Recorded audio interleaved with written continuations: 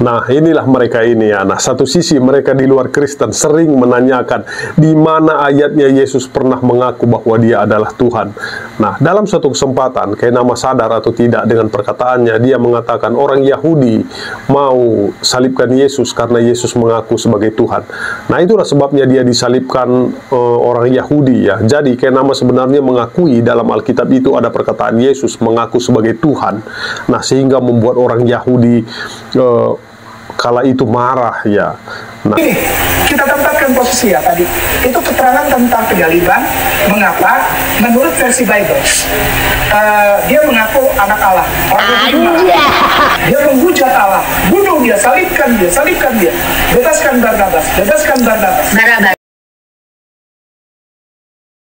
Ya, kenapa Yesus sampai disalib ya? Salahnya apa? Salahnya apa?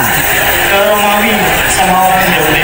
Jadi ini menurut versi Kristen ya, menurut versinya Bible, itu ahli-ahli Taurat dan orang-orang Farisi itu tidak suka melihat Yesus ini mengaku dia anak Allah.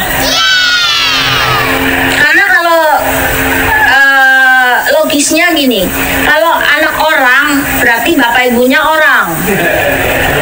Tapi kalau dia mengaku anak Allah, berarti anaknya Allah juga gitu. Tapi menurut Injil terdapat beberapa peristiwa di mana perkataan Yesus membuat orang Yahudi marah. Nah, berikut penjelasannya berdasarkan Alkitab. Nah, itu berdasarkan perkataan Yesus. Nah, Injil Yohanes pasal 10 menjelaskan bahwa Yesus berkata, aku dan Bapa adalah satu. Nah, reaksi orang Yahudi, ayat tersebut ditujukan dengan dilanjutkan dengan, maka kata orang-orang Yahudi kepadanya, bukan karena pekerjaan baik maka kami mau melempari engkau, melainkan karena engkau menghujat Allah. Nah, dan karena engkau sekalipun hanya seorang manusia saja menyamakan dirimu dengan Allah. Nah, mengapa orang Yahudi marah? Nah, konsep monoteisme, Yudaisme, agama yang dianut orang Yahudi adalah agama monoteisme yang ketat. Ini berarti mereka percaya kepada Tuhan yang Esa. Nah, penafsiran kesetaraan dengan Tuhan. Bagi orang Yahudi kala itu, perkataan Yesus, aku dan Bapa adalah satu, diartikan sebagai penggambaran diri sebagai setara dengan Tuhan. Nah, ini dianggap sebagai penghujatan karena dalam pandangan mereka hanya ada satu Tuhan. Nah, poin yang lain yang saya mau tekankan adalah penggunaan kata aku adalah atau ego emi dalam bahasa Yunani.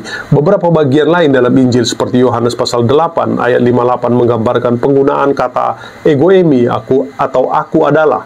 Nah, oleh Yesus yang merujuk pada pernyataan serupa di Perjanjian Lama yang berarti Yahweh, Tuhan.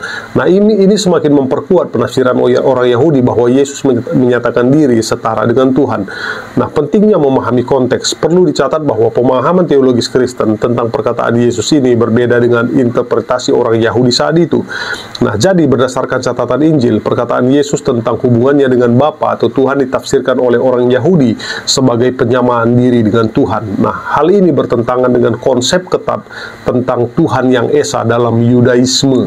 Nah, ini sebenarnya mereka tidak paham dengan kitab sucinya ya, sehingga mereka ketika datang Yesus mereka tidak mengenalnya. Nah, itu saja.